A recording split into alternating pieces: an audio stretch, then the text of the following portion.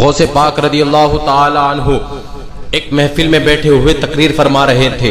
آپ تقریر فرما رہے ہیں اور تقریر فرما رہے تھے تو اوپر سے چیل چیچی کر رہی تھی, اوپر سے بار بار چیل اوپر منڈرا رہی تھی اور چیچی چیچی کر رہی تھی. جب چیچی چیچی کرتے ہوئے دیکھا تو میرے غوث پاک کو جلال آیا اور جلال میں دیکھنے لگے کہ یہ چیل چیچی چیچی کر رہی ہے اور لوگ میری تقریر سن رہے ہیں, ہم تقریر کر رہے ہیں, لوگ تقریر سن رہے ہیں اور لوگوں کی توجہ ہٹ جاتی ہے. جب یہ چیچی چیچی کرتی ہے تو لوگوں کی توجہ ہٹ جاتی ہے, جب یہ چیچی چیچی کرتی ہے تو لوگوں کی توجہ ہٹ جاتی ہے, لوگ اپنی توجہ کو میری تقریر سے ہٹا لیتے ہیں. لیکن آپ کو جلال آیا اور جلال میں آپ نے اوپر دیکھا, جب چیل کی طرف نظر پڑی تو آپ کا جلال تھا کہ وہ چیل دو ٹکڑے ہو گئی, اس کا سر تن سے جدا ہو گیا اور وہ نیچے آ کر کے گر جاتی ہے. جب محفل پوری ہو گئی تو حضور غوث پاک رضی اللہ تعالی عنہ اس چیل کے پاس جاتے ہیں اور جا کر کے اس کے سر کو اس کے وجود سے جوڑ دیتے ہیں, اس کے سر کو اس کے جسم سے جوڑ دیتے ہیں, اس کے سر کو اس کے تن سے جوڑ دیتے ہیں اور جوڑ کر کے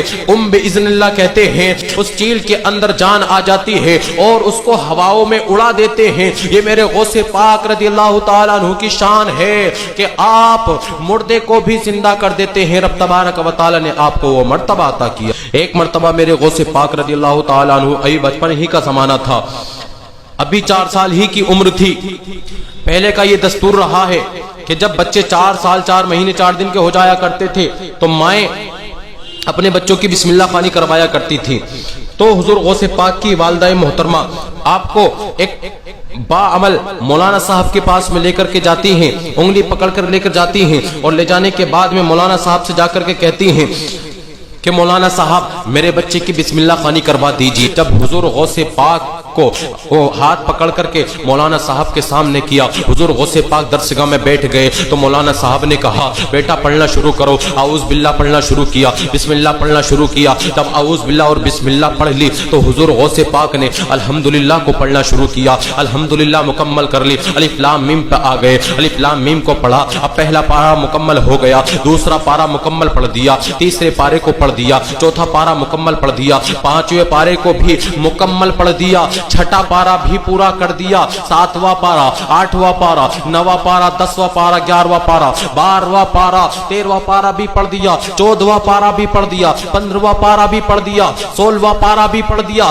17واں پارے پر جب پہنچے, 18ویں پارے پر جب آئے, 17واں پارہ مکمل کر کے جب 18ویں پارے پر پہنچے, 18واں پارہ بھی مکمل کر دیتے ہیں. جیسے ہی 18واں پارہ مکمل ہوا تو مولانا صاحب کہنے لگے بیٹا ذرا رکو تو صحیح, تم نے اتنا قرآن پاک کہاں سیکھا ہے؟ تمہاری والدہ تو آئی تھی کہ میرے بیٹے کی بسم اللہ خوانی کروانی ہے. ارے تم یہ تو بتاؤ تم بسم اللہ خوانی کرنے کے لیے آئے ہو یا مجھے پڑھانے کے لیے آئے ہو؟ تم نے اتنا قرآن کہاں سے یاد کیا ہے؟ تو میرے غوث پاک نے کہا تھا استاد جی اگر آپ سننا چاہتے ہیں تو سنیں کہ میری ماں جب کام کرتی تھی تو قرآن پاک کی تلاوت کیا کرتی تھی, جھاڑو لگاتی تھی تو قرآن پاک کی تلاوت کیا کرتی تھی. جس وقت میں اپنی ماں کی گود میں تھا, اپنی ماں کے شکم میں تھا, تو میری ماں مجھے اپنے پیٹ میں لے کر کے جب چلتی تھی تو قرآن پاک کی تلاوت کرتی تھی, برتن مانجا کرتی تھی تو قرآن پاک کی تلاوت کرتی تھی. اے استاد جی حالات یہ ہو گئے کہ میری ماں جو کام کرتی تھی ہر وقت میری ماں والدہ محترمہ قرآن پاک کی تلاوت کرتی رہا کرتی تھی.